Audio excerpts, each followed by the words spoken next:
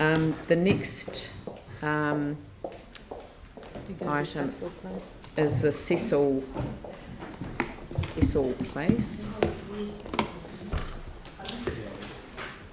He's got a very good answer. And there was a question that I understand staff will address, but do you want to present the question, Andrew?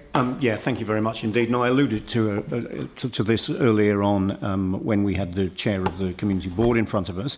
I was just concerned that the process of taking this through the community board, whether that had been followed correctly. Now, I've been informed informally in the meantime that it was affected by the COVID-19 provisions.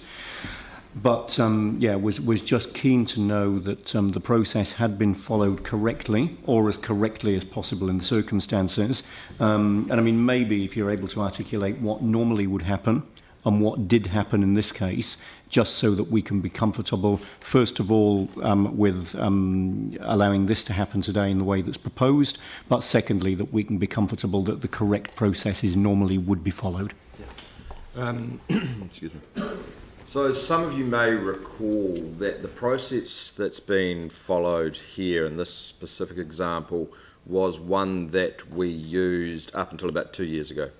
And then upon feedback from the relevant community boards, we implemented a slightly different process where each community board would be provided with a list of properties that within their ward that the council no longer requires for a public work, and then the community board would have an opportunity to make individual recommendations on those properties back through to staff, and then it would go through a process on an individual basis.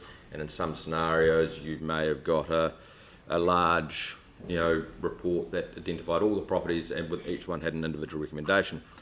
Prior to that, we would send out an individual property memorandum, which would include a brief overview of the property, a property plan, a property location.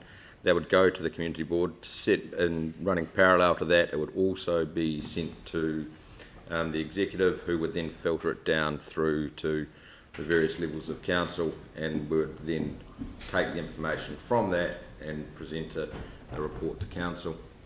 Because of the situation that we found ourselves in earlier this year, with community boards weren't meeting because of COVID-19, it seemed to be a practical sense to revert to the prior process that we utilised.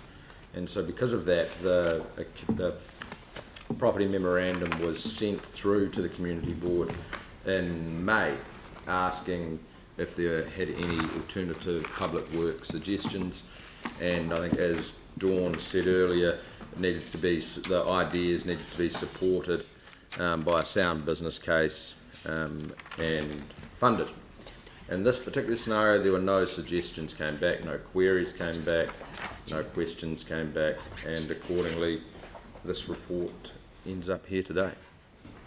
So we're making an assumption that the community board are comfortable with this, in as much as nobody raised anything when they received that memo, and we can be comfortable that the process that was put in place 2 years ago would still be followed correctly in situations that weren't affected by COVID as this was in May.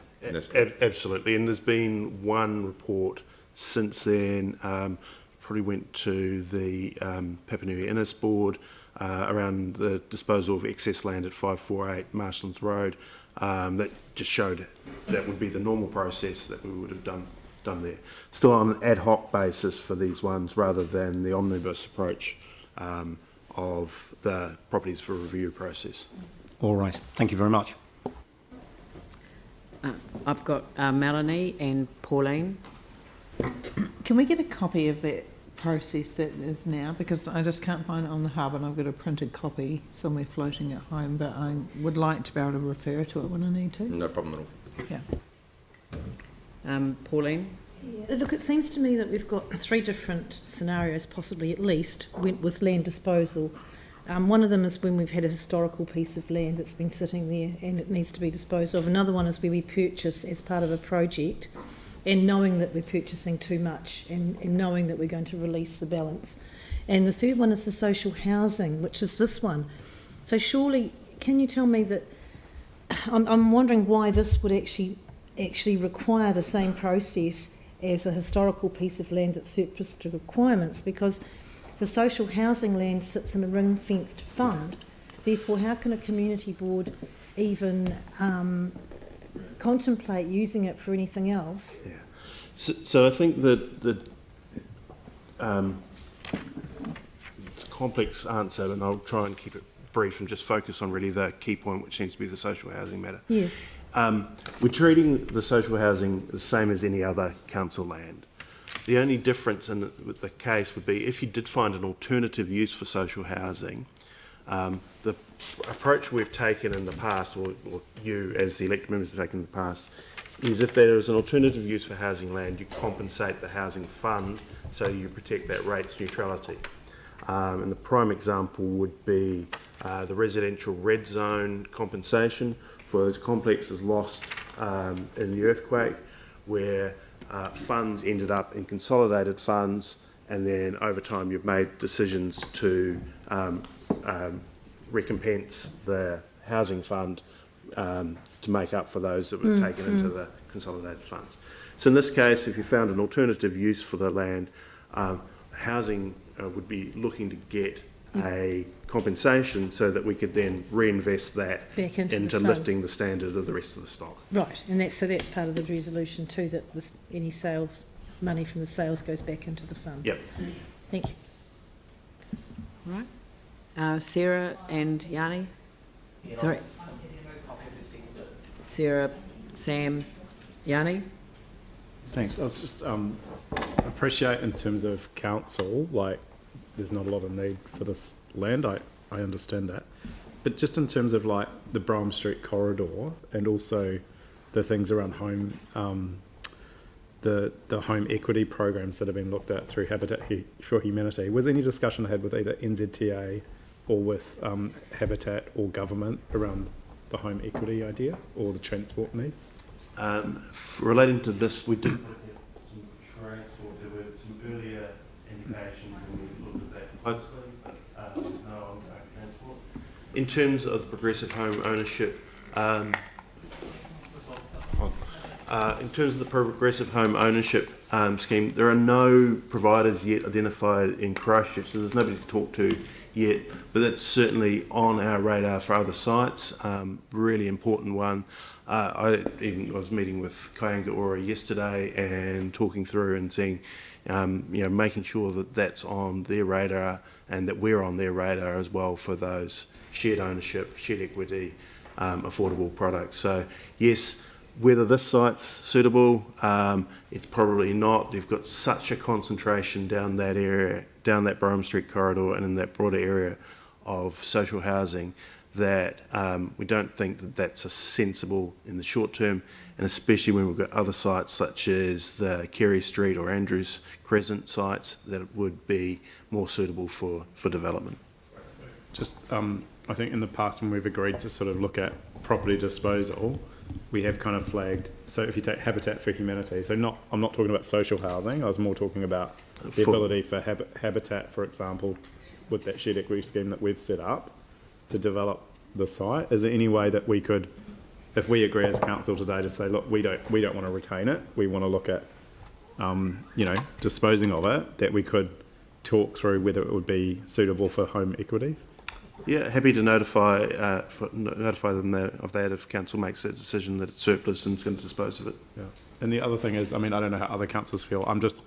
I haven't seen the sort of detailed plans for Brougham Street. I know we've had a kind of high level thing and there was talk of a whole bunch of improvements, but it did seem to me that there's possibly an opportunity to work with NZTA around, if we go through the disposal, protecting some of the frontage, either with trees and also with other, a wider shared path or something like that. So I don't know how we incorporate that into today, but yeah, I just wanted to flag those two. So I've got it moved and seconded. So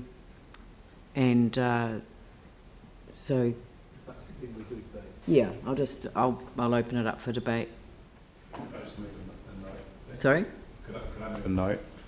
What's your amendment? Well, it was just to to us staff to consider as part of the disposal process any opportunity with Habitat for Humanity or similar home equity scheme, and also to discuss with NZTA around any parts of the land that may be identified for the use in the Brown Corridor. That's a really unusual noting provision. We're happy to do that on an informal basis and follow up with those. So, absolutely. We don't need to have a resolution of that. I don't want We'll to just do hold it. up the process. Yeah. So, I mean, I just. So you could have it as a note if you wished. No, seriously, I'm unhappy with the idea of putting down the name of a provider in a resolution, even if it's just a noting resolution. Right, okay. I'll just do it. Yeah, don't need a note. All right. So, It doesn't prevent it from being disposed, it just enables, if there's any community benefit to those discussions, that the staff have those before it goes to the open market. So like all these things, you're going to weigh, aren't you, the issue of what you can get in value terms around price and what the additional benefit and what that might impact on price. it is Look at it very in the challenging in the round. middle of a meeting without any consideration being given to, sort of informing me so that I'm able to assist in the wording of a suitable noting provision. It's very difficult to manage a meeting, and I'm going to get to the point where I'm simply going to adjourn these meetings so that we can come up with proper wording that we can consider. So, yes, I understand that you're fine with it, but if Councillor Johansson is asking for the resolution to be amended, I cannot ignore him. I think staff have given the feedback anyway, so. Thank you.